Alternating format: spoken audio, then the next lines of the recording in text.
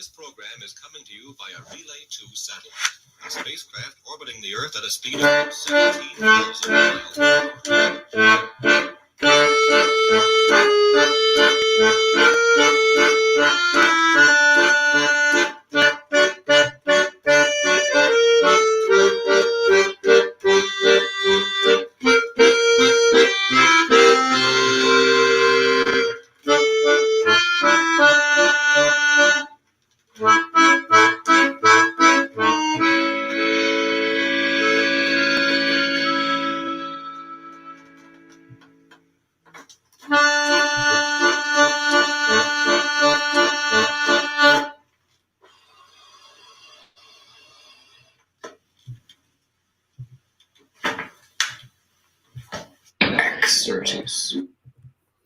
Hey, how's it going, Seth?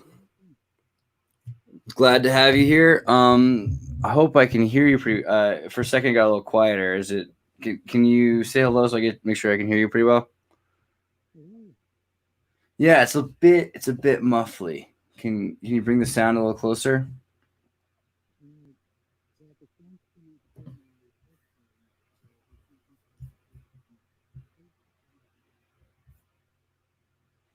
Let me see here. Audio. Huh. Maybe I'm the only one who's hearing some problems. I don't know. There we go. That sounds way better. Oh, okay. I apparently the volume controls on my headphones affect input and output. Oh, brutal. That's funny. Yeah. Well, yes, that's the kind of philosophical conundrum I imagine a utilitarian would have a hard time with. Like, do I want more efficiency? Do I want to be able to hear properly? Do I want to be soft-spoken? So this is Seth Nicholson from the Trolley Problem memes. Let me put up a little banner about that. This is the Trolley Problem memes thing. And there's a pretty cool group that exists on Facebook and a page around it, the groups around the page that focuses on trolley problems. So I was going to show a couple of these examples just really quickly to give it, this is kind of what a trolley problem looks like. And, we can get into what this means in a second. But I thought before we just talk about the basics of what a trolley problem is. It's a guy who's trying to avoid hurting somebody, but at the cost of often hurting somebody else, maybe more people or less people or different people. And that's not the only way that it works, but it's a thought experiment that kind of matters, because it gives us the chance to decide, what's the right thing to do. And also, like, at what cost of wrong are we willing to do what's right? So, Seth, I really like the things that you've been doing. I'm kind of curious, some really weirdly fundamental questions, actually. So, First off, what is logic? What do you think of as logic? How would you describe it? Logic is a system of rules I would say it's for getting from a certain set of true propositions to other true propositions. So you trying to get you kind of make some rules and then to make other propositions. What would you define a proposition as? I guess I want to expand even on that. A proposition is a statement with a truth value. Okay, so a truth value. How would you describe truth? Could you? It's like a straight line in Euclidean geometry. The hard questions here.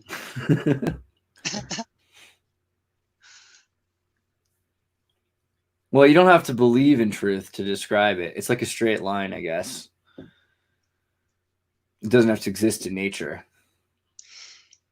Yeah, and there are a lot of different competing philosophical theories about what truth is, whether it corresponds to a state of the world or whether it's more coherence with the web of our beliefs, the propositions that we believe to be true. A proposition might be true if and only if it is coherent with the rest of the true propositions. So if something kind of leads you to something that you can kind of use in the future, Yeah, there's also the pragmatic theory of truth like that. So you would disagree, though? You don't think pragmatic truth, because it's so flexible, is really truth because it's not objectively true all the time? Or what's the... I lean toward correspondence theory of truth, which is truth is about the state of the world. So okay, so I'm gonna lead it in with another complicated one, I guess. So like, why ethics? You know, what about ethics makes them? I mean, you know, what are ethics, and why do we try to go towards it, or do we?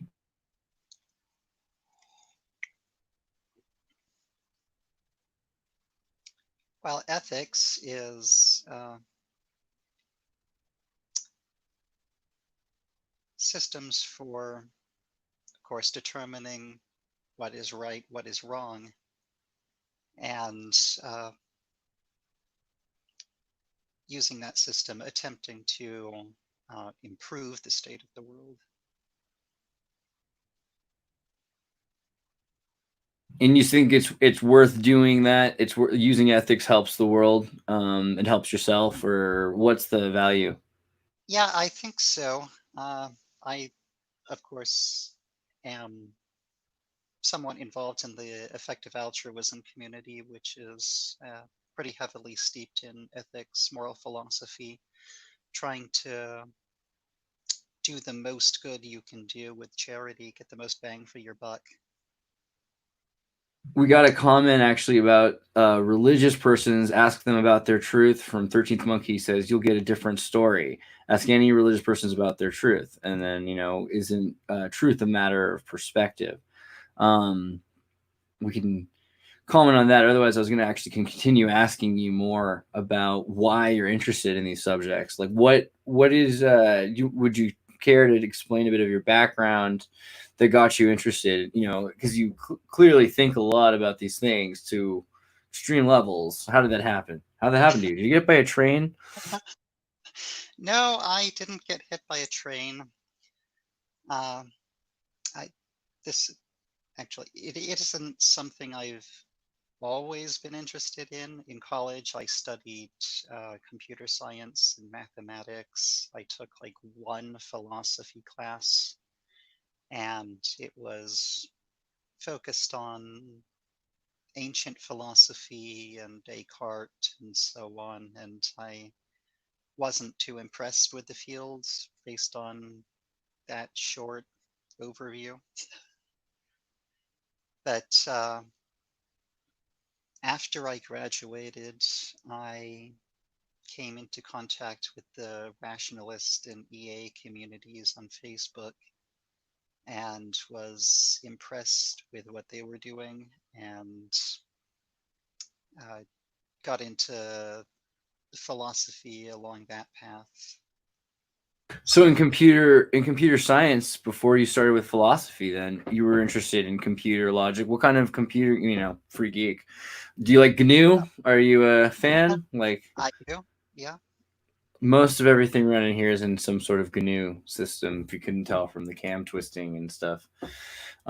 That's awesome. Did you focus towards mainframe, or what was your interest in computer science? I took a dual major in software engineering and hardware engineering, and later added a third major to that, mathematics, although I only Took on my Raspberry Pi. I only graduated with a BS in software, though. The majors in hardware and mathematics kind of went by the wayside. What kind of software languages did you focus on? C#, C++. Dude, C#, that's nice. That's Yeah, a rare epic. Yeah, I love Python. I didn't ever really get very good at C#. It's a regret I still have to this day. I think C# is a lost art. It's amazing, really. People should be using it a lot more. So in terms though of philosophy, like artificial intelligence kind of I think is like a logical segue. the idea that we could create a system that could make better choices, specifically considering that many people will have to die and some people will live at the cost of others. So artificial intelligence seems like a very and computer logic seems like a very logical progression into philosophy, because if these calculators are designed to do equation correctly or incorrectly, it really depends a lot on a utilitarian's philosophy whether or not the calculation comes to a relative corresponding truth. As far as I know, I think that's like the most fundamental thing you can do if you study computer science is study philosophy. Is there like a future you think in artificial intelligence helping us solve these problems, or are we doing better ourselves? Oh, um, I do think there's a future in it. Yeah. Uh, if only, I mean, it sure seems to follow from the fact that AI is going to have, uh, well, already does in some areas, have much greater processing power than any human could hope to have without some serious augmentation. Is more information going to help a machine make a better decision? I mean, if you know already what you would do, you're going to save your kid or something, or save the young one or something, or save the doctor. Does it matter the more data that you start to get? Like if you have, I mean, is that going to conflate with your idea of corresponding truth? Well, if you're talking about uh, making decisions like whether someone should save their kid, I don't think many people would be willing to take an AI's advice on that. But of course, there are much larger decisions to be made in politics, for example, that are extremely complicated, would benefit from more information. There's also decisions that would benefit from automation. Autonomous cars comes up a lot when we're talking about this. Um, whether an autonomous car should try to save the most amount of people or try to save its driver and so on, what its priorities should be. That seems like the very Isaac Asimov side of reality. It's like, are we going to?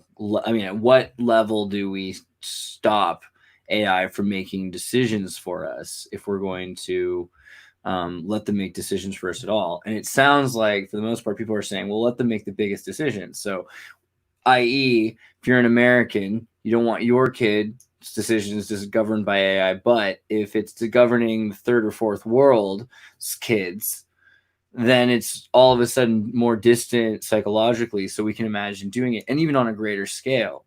Having said that, I also think AI could probably help us make good decisions about our kids. But I wonder, at a certain level, like, is that why we study philosophy? Because we need to have our own decisions to be made, or can we benefit from having something that makes decisions for us better than we can? Well, a lot of people who are interested in moral philosophy would, of course, want to say that we study it to inform our personal decisions. There's like, I kind of want to say that too. It's influenced by charitable giving to some extent. Uh, the effective altruism movement has. There's also a lot of recent well, not necessarily a lot, but at least some recent research indicating that moral philosophers aren't necessarily any more moral than other people, even by their own standards in their behavior. So that's some fairly strong cause for skepticism about it. But yeah, there's also, of course, the AI aspect, studying moral philosophy to try to formalize morality so that we can program it and automate important decisions, try to get more informed, unbiased decisions made. Legit. Let's look through some of these trolley problem memes. What do you say? Sure. I figure this one was the first one we looked at earlier, so we can explain. Experiences qualia at 100 frames per second versus someone who's experiencing reality, I suppose, every moment is qualia. So it's like having 500 frame per second moments versus 100 frame per second moments. So this person on the south track is experiencing existentialism with more resolution, and the other person's only really taking one day at a time, where this other guy's taking 3 to 6 days a week at a time, and he's just overdosing on life. Is that kind of what's going on? Yeah, kind of more person moments per second, you could say, experiencing life in greater resolution. Kind of. I was prompted to make that meme by a fairly speculative article that this may not be. This may be something that actually happens, that people vary in their rates of experience, basically.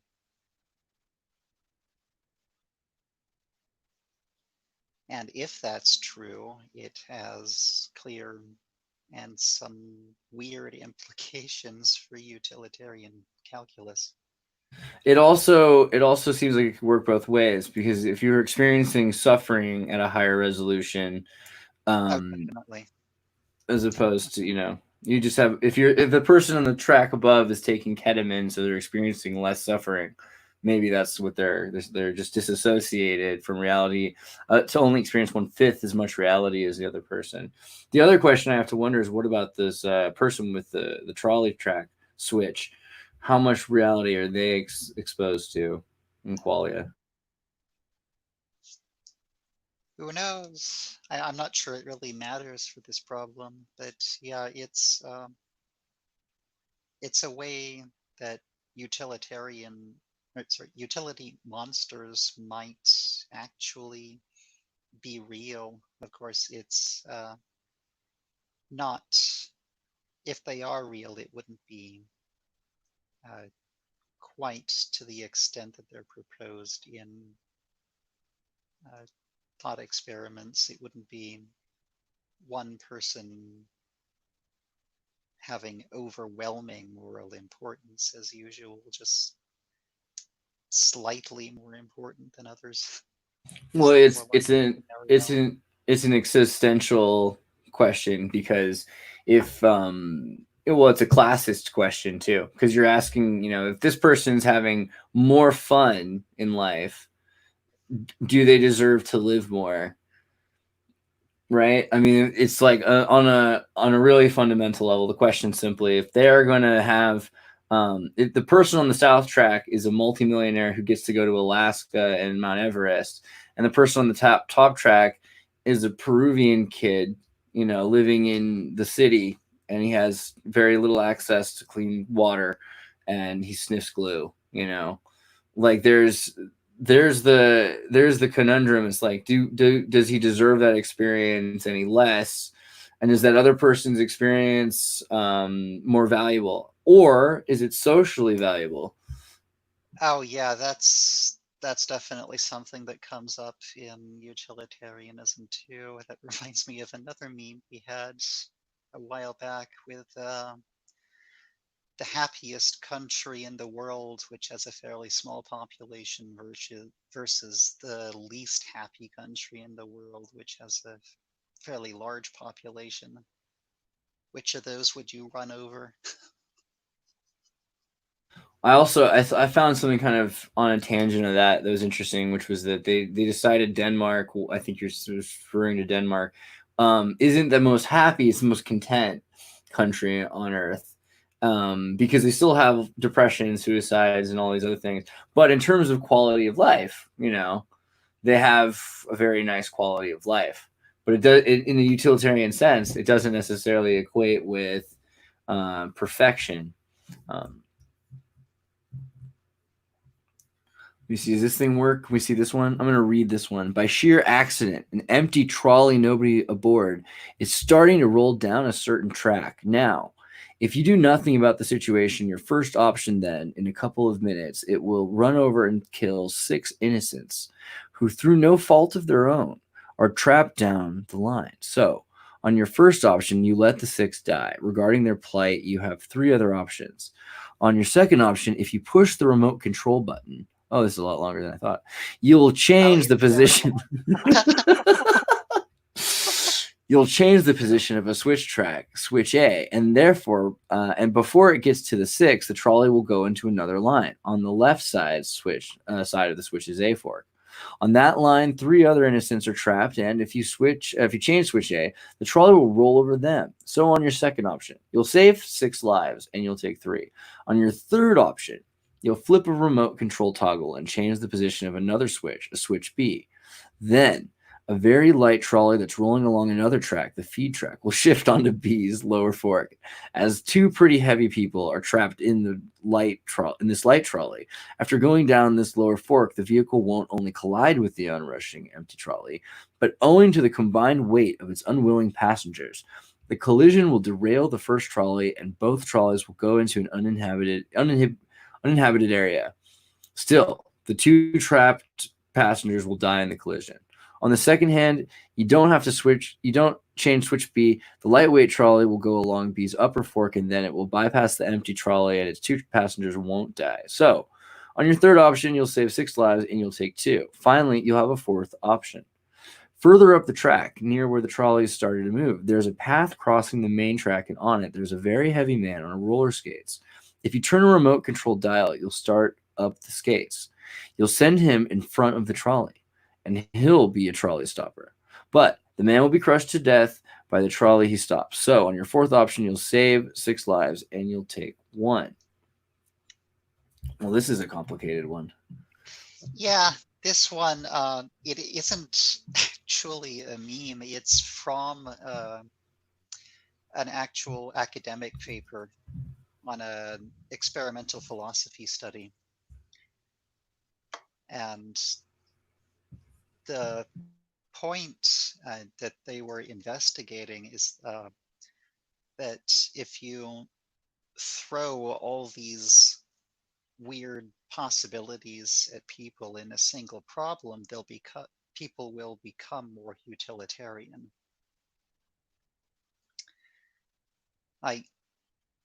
If you have just two possibilities, running over 5 people versus pushing the fat man, people tend to go deontological for that. But if you throw all these irrelevant alternatives into the mix, they'll start treating it more as a puzzle, trying to solve the problem, basically. That's interesting. You throw enough individual lives at people, they become statistical, which is funny because it starts out with a very statistical, these are 6 people kind of, but then it becomes more interesting people, and the people have more characteristics and they have more personality. And by the end, you've got like a really fun guy on roller skates, but then, the person on roller skates gets killed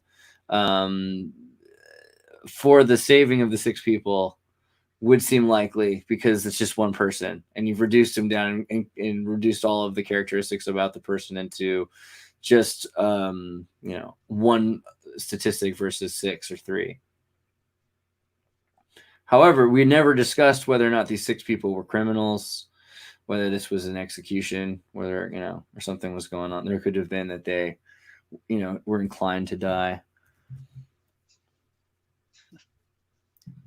Here's another fun one. There's nothing you can do to prevent the victims from getting run over, and you are inevitably going to witness their deaths. You might avert your eyes, but their screams still will reach your ears. You do, however, have a bottle of the fast-acting wonder drug Decidile. One dose one dose will cause you to take pleasure in the suffering of others for just a couple of minutes, overriding the horrified, and potentially traumatic reaction you'd normally have. It's been conclusively demonstrated that Decidile has no lasting effects, although this doesn't rule out the possibility of your experiences while under the influence having a lasting effect. There's no one else nearby. Should you take Decidile?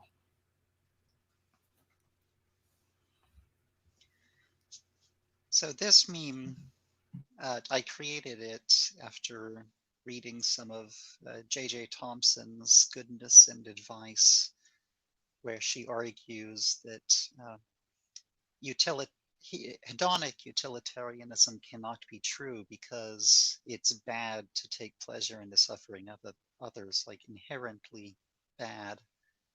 So this meme kind of tests that intuition.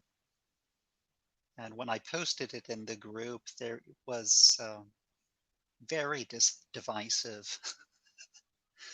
A lot of people saying that obviously you should take the Decidile. It's the most utilitarian choice.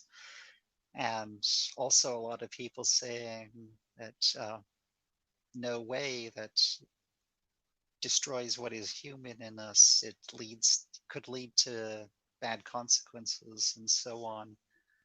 Of course,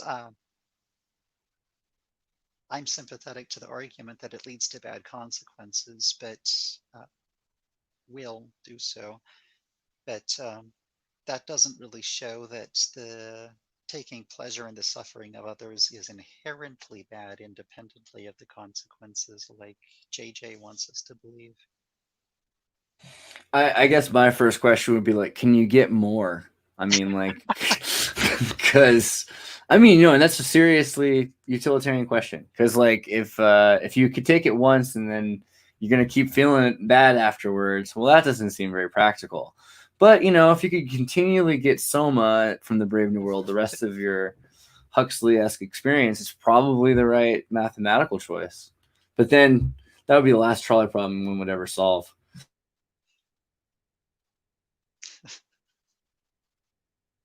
This one I really liked. Let me close these messages. Gosh, I'm getting these messages.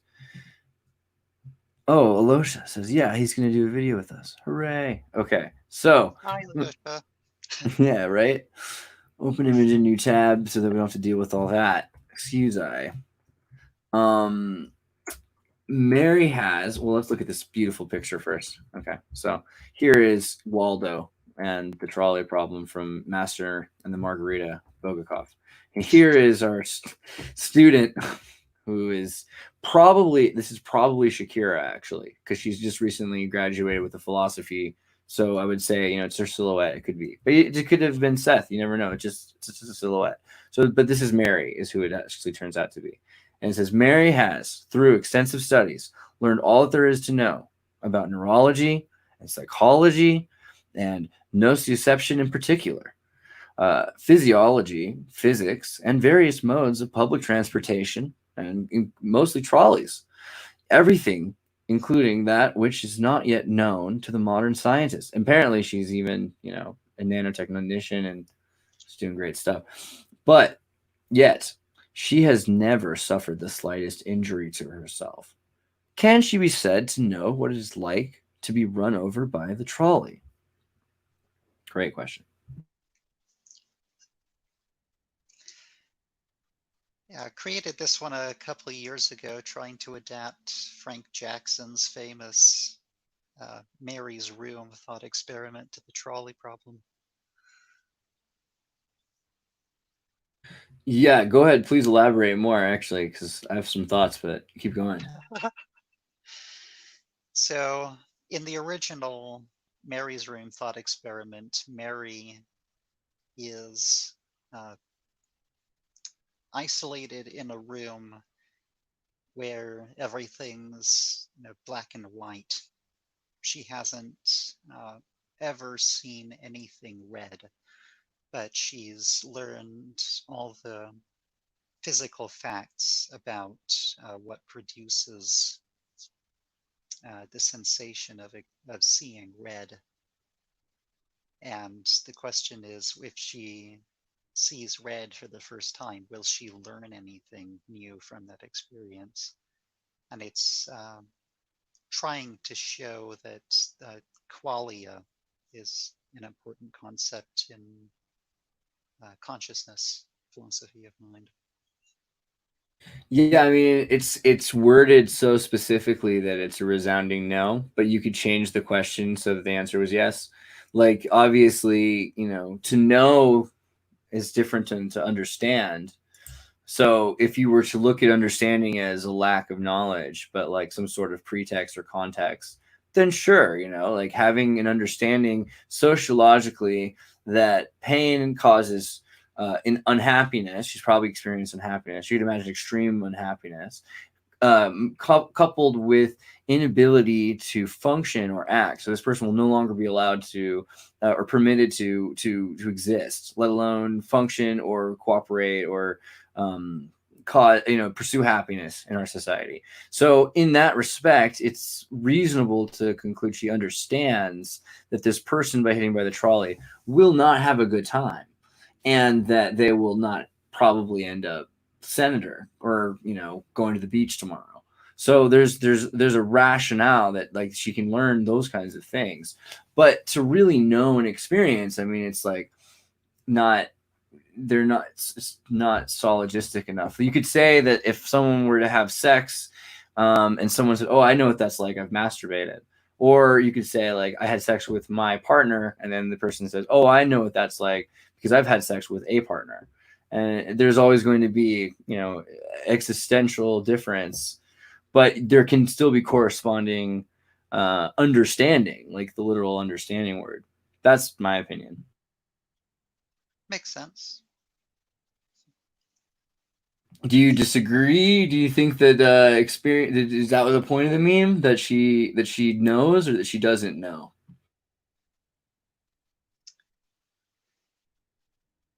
Uh, no, that's a reasonable response, and uh, there are philosophers who do distinguish between different kinds of knowledge like that.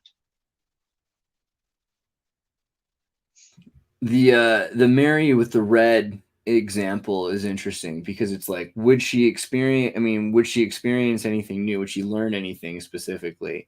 Is I guess the question. So it's like, if it comes down to the difference between, is there anything to learn after you understand the concept by actually going through it? Right.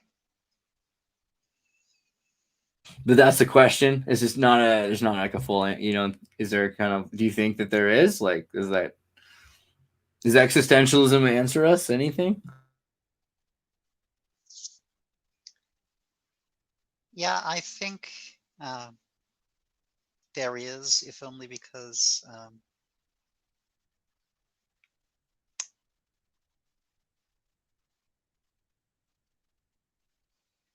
yeah, again, different kinds of knowledge, and even if you have all the physical facts, like I don't see how the human mind could like synthesize that and produce knowledge of what the experience would be like. That even gets into a whole other side of it, actually, when you said that, because I can see why you're having wrestling with it more. Because if you think also about neural lacing, also, and like the kinds of experiences that you can imagine porting an experience or a memory to a person, then they have the idea you can have. She clearly knows everything that could ever be known, so she could easily have recorded experiences. At some point, that could be another aspect of it. And then would be the question's even more broad, like would you do anything because it's already, you can experience it of being done, and perfectly. That is interesting to think about. This is the conundrum with philosophy. There's just too many places to go with it. Well, Yeah. I wanted to open up APM, but it's a little flashy. You know how it goes. They're pretty hardcore in there. Not gonna lie, but some of these might be good. So I wanted to see if I go to the recent things, if there's anything that's like a lot of what they've been focusing on recently is syllogisms. You know, and this is obviously the trolley problem. I mean, from Heinlein is like, let them all go. And Pol Pot destroying the trolley we did last time. But there was one. Okay, this one was one that was really heavy, and I thought no one really focused on enough. And this one seriously heavy to. Okay, so this is Schopenhauer Schrodinger with Anne Frank with the Big Pen. And so the concept is that there have been people that are Holodomor deniers, Holocaust deniers, a whole idea of like denying history. And the real question isn't whether or not history happened, I think, because, that's kind of ridiculous. But a reasonable question is if we culturally erase any records of history and we forbid people from knowing, so history is there, but it isn't there, are we liberated, or are we doomed to repeat ourselves from history, etc.? Like, that's kind of the thought. Do you have any thoughts on that, on cancel culture and of history?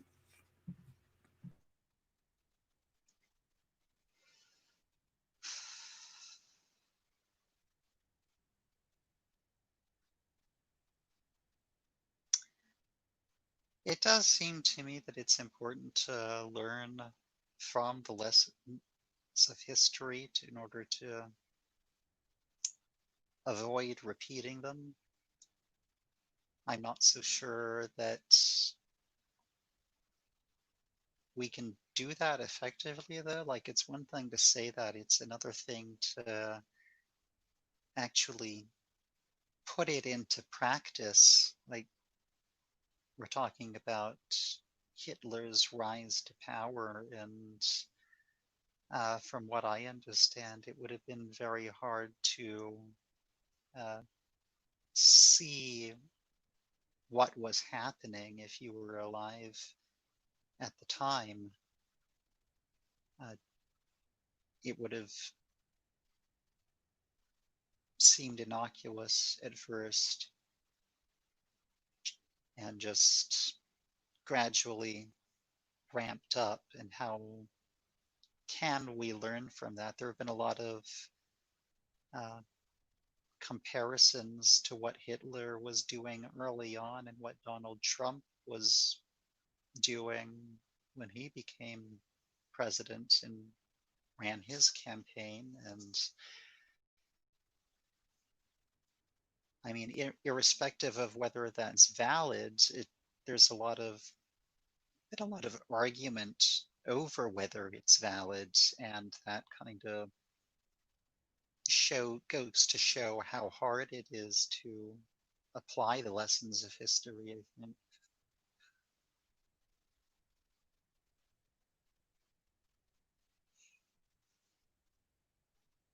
Thoughts? Let's say that we do completely get rid of history, and because it's got so many negative consequences. Every time people study history, we have people that are glorifying evil, we have people that are justifying things. Then people start to argue over whether or not things happen. People start bickering over it, and it seems like it's so much easier just to say the concept of murdering people would be wrong than it is to talk about whether or not things are exactly the way they were. And then also when you have media that, like, for instance, we're talking about the philosophers not being perfect. It's like, well, if we were to cancel Noam Chomsky recently, the left has asked, and talked about canceling, of all people, Noam Chomsky.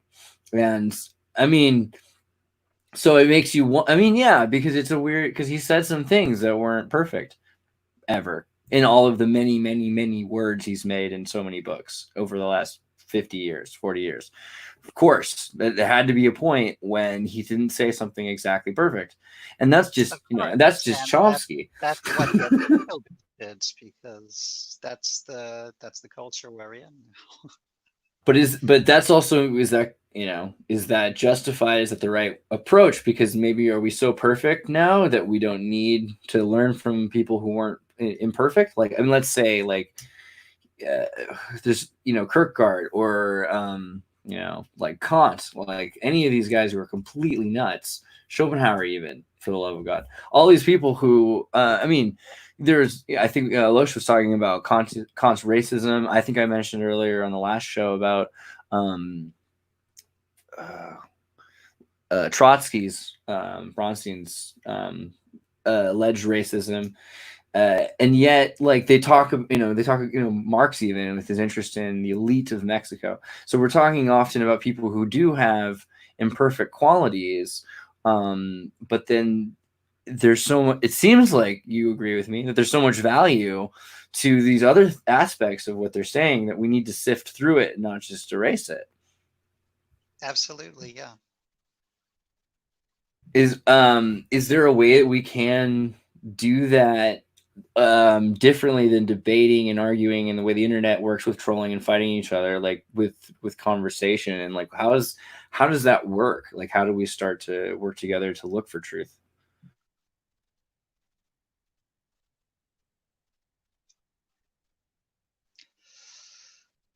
Fixing cancel culture. Just the easy stuff. I just wanted to ask you a few easy questions. Yeah, that a few easy questions.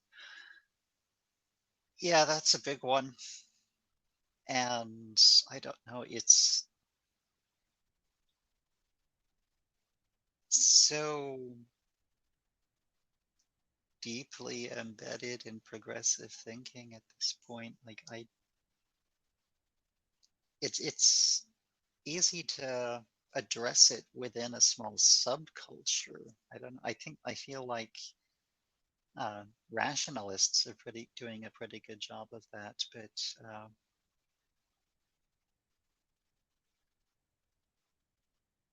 within larger society, I don't know, the internet makes it so easy to cherry pick and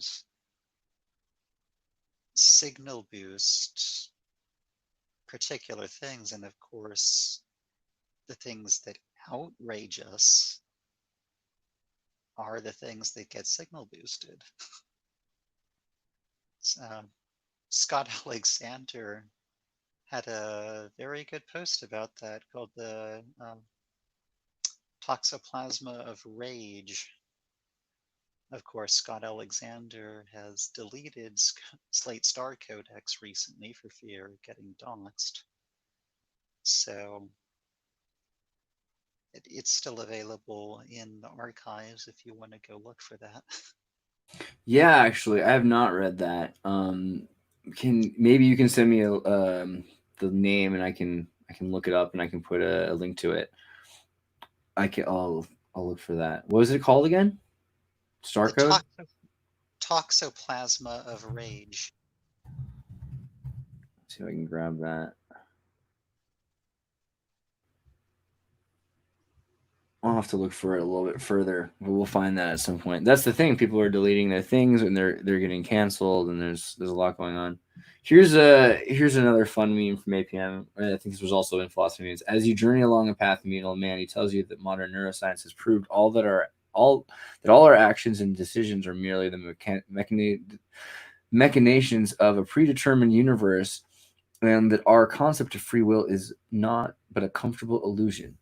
If you agree with this hypothesis, turn to page 72. If you disagree, turn to page 72.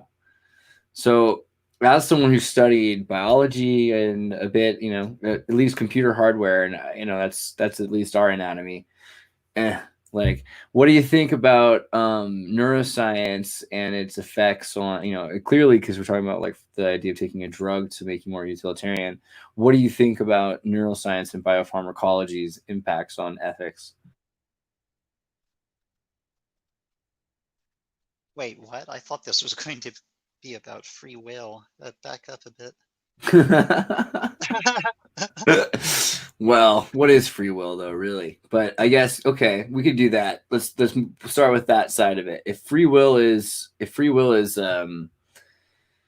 what is free will? I mean, is it beyond mechanisms? Well, I'm a compatibilist. I think that libertarian free will isn't real, but that's not what I don't think that's what we really mean by free will anyway, unless we're talking about Cartesian dualism, for example. That libertarian free will implies that you could, for example, in time travel, if you did everything over again that you could have, or chosen differently, and you think about time travel stories, this isn't really how it's portrayed. You go back in time, everything plays out exactly as it did the first time around, unless you deliberately interfere with using your knowledge from the future and your presence. Existential Comics had a good comic about that, talking about Back to the Future. I always have a problem with compatibility on this level, compaticism, I guess, on this level. Really? Well, no, this is just on this one. It makes the most sense. Don't get me wrong, but what makes sense? So but like if you were to look at the universe from this, the way science is projecting reality, it's that there's a big bang and things are coming out. So if you just believe in what NASA and science tells you, theoretically, the atoms that are being projected out from this explosion are tangling in the most logical symmetry. And from that, there's this illusion of being. I mean, that's the only way to describe it from a fully atheistic, empirical perspective. Like that, and I find it interesting because Newton even had to wrestle with this idea. Like, are we just cuckolded to this experience that we're voyeuring by we think we're perceiving freedom, we think we're making choices that make sense, but is that not just physics? I'm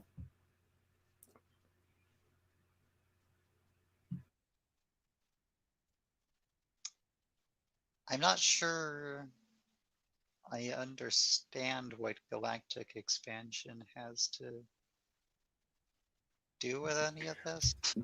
Well, even on like, even if you believe in quantum physics, just the idea of like subatomic particles have a projection and there's a range of probability where they'll function, and there's flux, and so flux kind of works like this metaphysical osmosis, so there's symmetry to what happens. So it's pretty hard to imagine outside of the symmetry. This is where compatibility makes sense. You say, okay, well, in the range of probabilities, these are my choices, but really, do you even have those choices because you're being led along by physics? Physics is saying this is how to exist.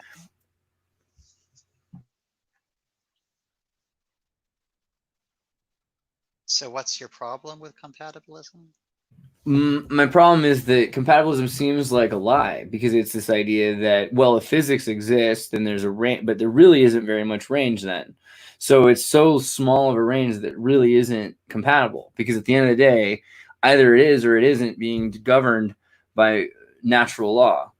If it's physics and mechanisms of physics, then it's not choice. If it's choice, then you can defy physics in ways. That would seem like the only way for it to really be choice.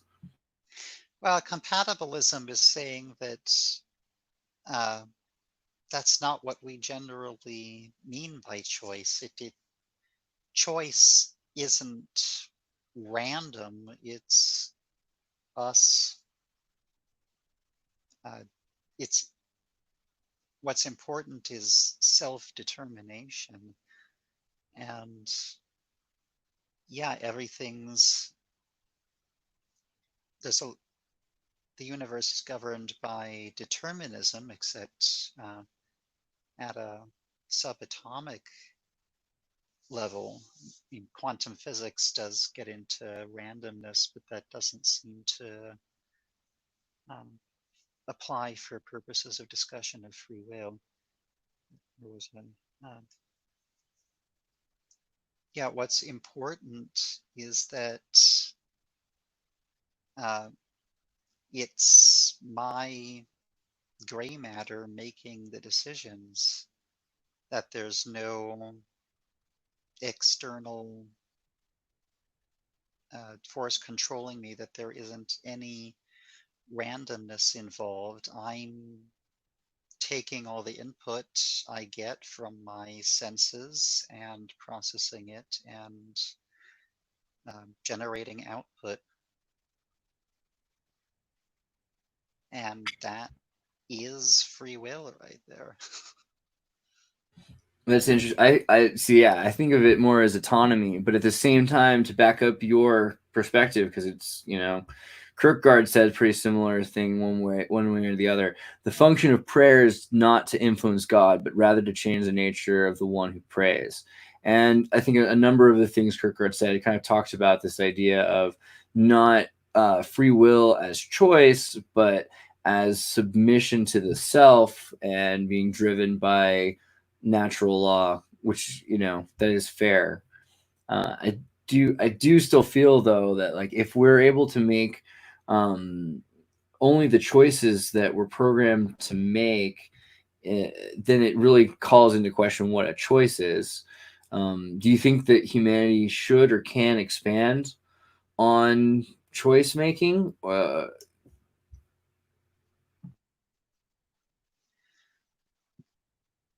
sure. And insofar as we are algorithmic entities, we're self-modifying algorithmic entities. And yeah, we should modify the algorithm to produce better output if we can. I mean, that's the logical conclusion. What could be, and for me at least, I agree. What do you think could be the negative consequences, though, from expanding our free will or choice?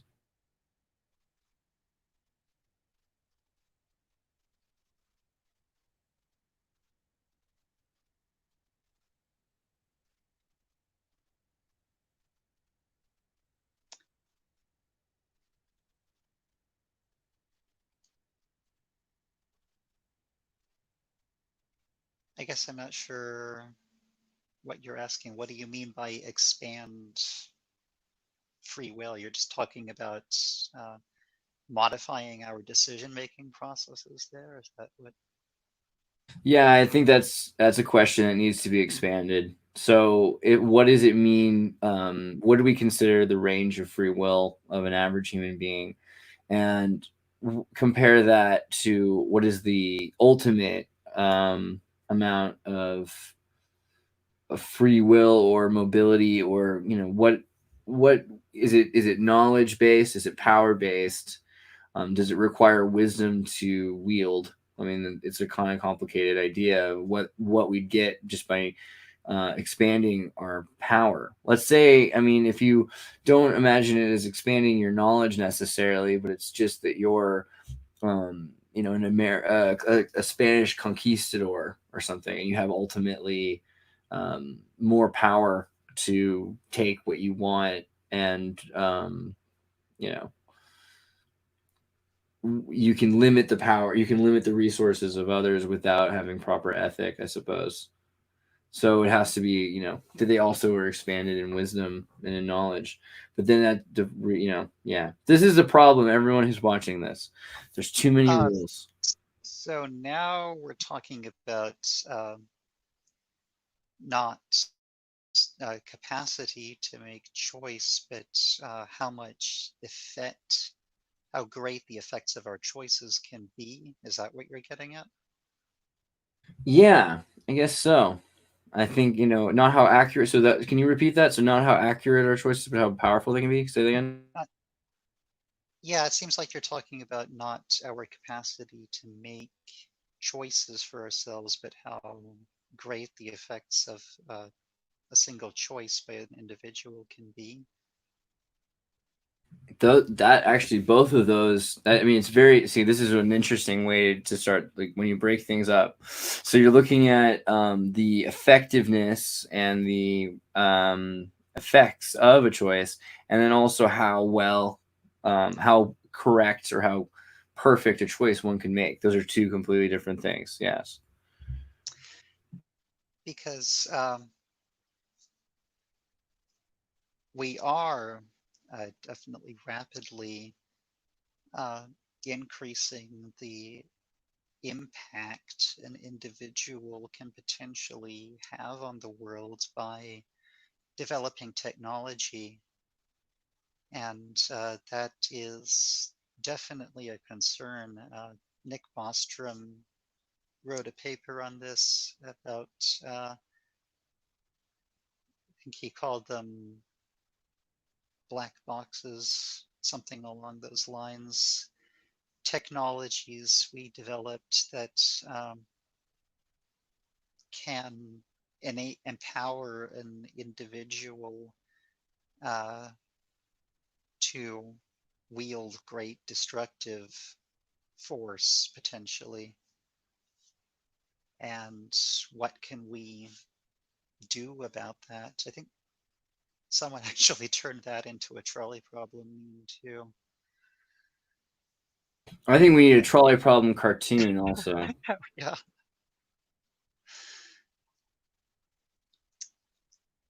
Well, I think we, sorry, go ahead. Sorry. Yeah, the extremely destructive technologies, they're becoming both more destructive, of course, as time goes on, and also more accessible. I mean, you think about individuals with bombs, for example, and how uh, what would happen if, for example, it were possible for a single terrorist to get their hands on an atomic bomb or something like that. Yeah. And the we don't really know what the future holds, but it might hold. It seems plausible that it would hold something on that level. And what do we do about that? I don't remember exactly what they were offhand, but I think Nick Bostrom outlined 5 potential responses to this kind of thing. Preventative measures. For example, let's see, what were they? Global government, I think, was one. Just limiting technological progression was another. Benevolent AI, I think, was one, right? Like there's a benevolent AI, and there's Yeah, it might have been. It's and been a then while. I read the paper. and then there's one that's like to keep people in like human zoos, essentially, like keep people from evolving at all. Just let them have a fully naturalist experience. Well, I think we've hit about an hour. That's not bad. I think that was pretty good that you came on here and you answered questions about life, hope, dreams, the meaning of it all, and ethics. Brutal, man. I was impressed. Good job.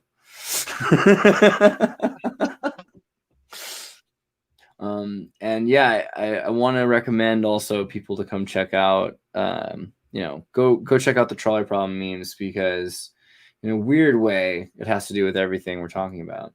It really does. And It really does, yeah. yeah, I mean, these are how decisions are made, and for very serious people throughout history have been utilitarians and are now. Let's put it that way. Also, I'd say go check out Advanced Philosophy Memes if you want some of these edgier questions to remember, keep you up at night. Careful, because it's weird in there.